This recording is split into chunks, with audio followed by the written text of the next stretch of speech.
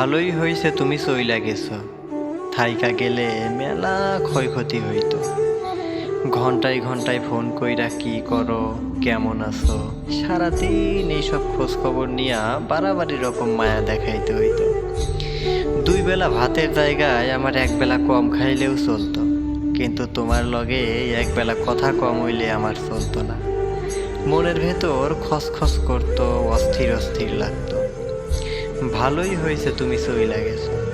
তুমি থাইকা গেলে আমি কোনোদিনও একলা বাঁচা শিখতাম না।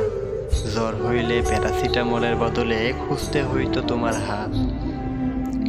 তুমি ছাড়া নিজের কাছে মনে হইতো ডানা ভাঙা আহত পাখি।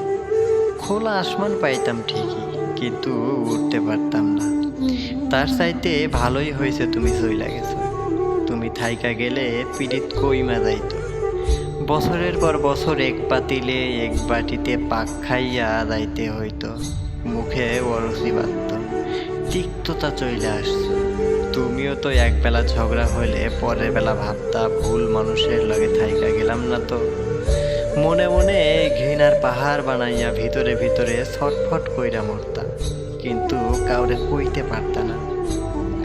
খারাপ লাগতো, পালাইতে চাইতা, কিন্তু পালাইতে পারতা না। সব চইলা যাওয়ার মাঝে যেমন প্রস্থান নাই, তেমনি সব পাইয়া যাওয়ার মাঝেও অর্জন নাই। তুমি থাইকা গেলে তোমার পাওয়ার মতো স্বল্প আনন্দ পাইতাম ঠিকই, কিন্তু তোমারে না পাওয়ার মতন এই দীর্ঘ বেদনার আনন্দ কোনো দিনেই পাইতাম না। ভালোই হয়েছে তুমি চইলা গেছো। থাইকা গেলে ভালোবাসা কম হইয়া যাইত। তিন বেলা ভাতের জায়গায় এক বেলা কম হইলেও আমার চলতো, কিন্তু এক বেলা ভালোবাসা কম হইলে আমার কোনো কালেই চলতো না।